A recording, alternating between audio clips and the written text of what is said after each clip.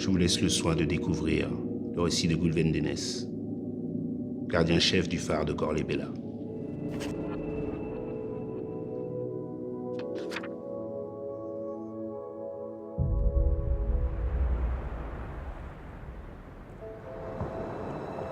J'étais du reste, à présent que j'y songe, l'homme le plus enclin à être dupe. Je suis né de cette race austère des fils de saints, pépinière de marins. Tu n'auras jamais l'âme d'un matelot, me disait-on. Et c'était vrai. Je me représentais sur une colline, une maison de pierre grise dans un courtil, un filet de fumée au-dessus du toit et dans l'ombre du logis, une jeune femme, lumineuse comme une clarté. Un jour, brusquement, je la vis paraître. Elle était si gracieuse dans sa robe d'étamine noire qui dégageait toute la souplesse de sa taille, son buste svelte sur des hanches un peu larges, finement arrondies, la plus belle fille du Trégor.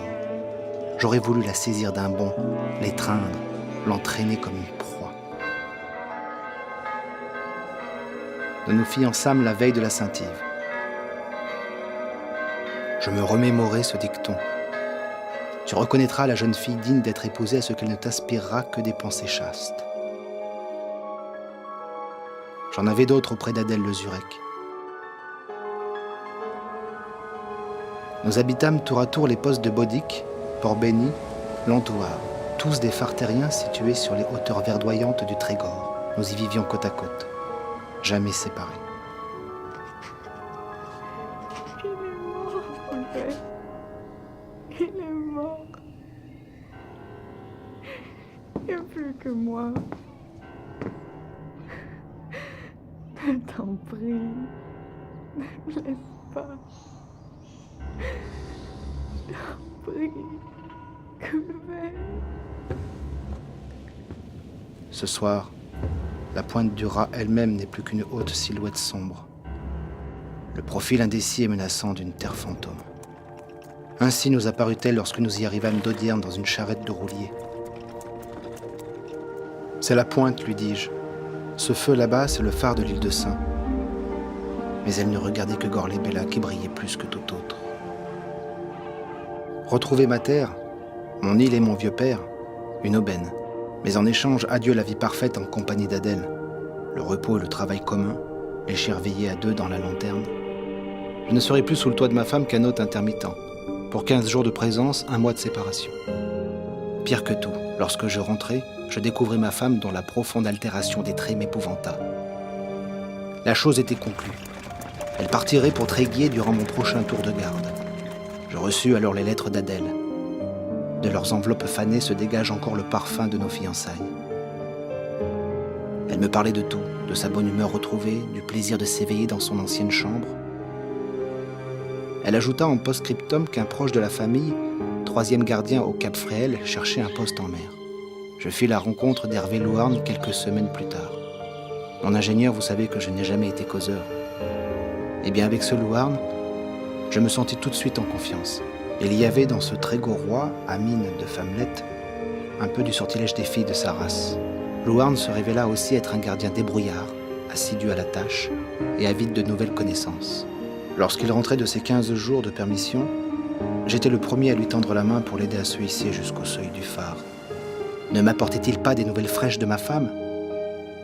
Ne l'avait-il pas vue 2 fois le jour?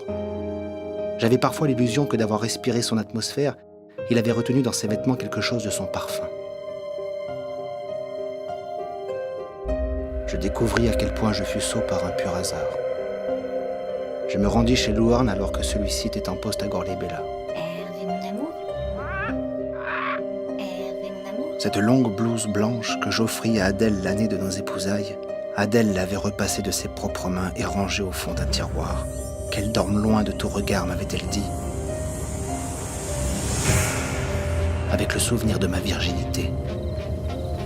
Dans un terrible mouvement incontrôlé, je descendis les marches de pierre, alors que mon esprit recollait les morceaux de la terrible scène de théâtre dont j'étais la victime naïve. En me relevant, j'aperçus par-delà les courants du rat l'œil vert de Gorlebela qui me regardait. En un instant, un plan horrible, machiavélique et libérateur s'insinua en moi. Salut à toi, nocturne émeraude des mers du Ponant, gardienne incorruptible du feu. Tu sais si je t'ai consciencieusement servi. Parmi les hommes attachés à ton culte, il n'en est pas un qui t'ait donné des gages plus forts de constance et de fidélité. Te l'ai-je assez murmuré le nom de cette Adèle à qui tu m'as arraché 8 mois sur 12? La très gauroise au front romanesque a souvent exprimé le vœu de dormir. Bercée par les grandes voies du rat, à l'abri de tes murs inébranlables, elle y dormira, côte à côte avec son complice, d'un sommeil plus profond que les ténèbres qui t'environnent. Hervé voulant se diriger vers la soute aux vivres, je le devançai, et dans le chambranle de la porte leur dis « Ne bouge pas, c'est moi qui régale. Adèle et toi, vous mettrez le couvert. Tu lui feras voir dans le buffet du grand chef où sont les linges, les fourchettes, les couteaux. Et, au cas où la faïence aurait besoin d'être rincée, il y a un plein seau d'eau fraîche au chevet du lit. » Ce seau, mon ingénieur, je l'avais rempli à la mer le matin même. J'avais lu jadis dans un livre sur les naufrages que boire de l'eau salée multipliait les tortures de la soif et activait le travail de la mort. Ce détail m'était demeuré dans l'esprit. J'ai la mémoire longue. Il est 21h57. À présent, mes comptes sont réglés.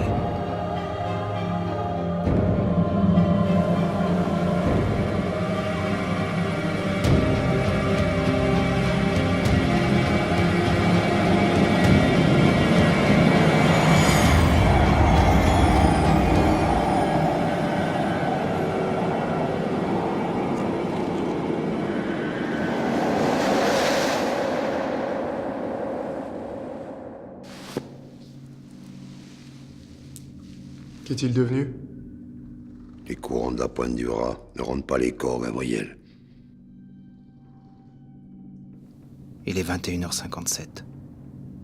L'odeur, la harcelante odeur est là, qui me signifie que ma faction est close. Je viens de jeter par-dessus la balustrade la clé de leur tombeau, et je vais prendre le même chemin. Dans un instant, le nommé Goulven d'Enès ne sera plus qu'un noyé sans nom.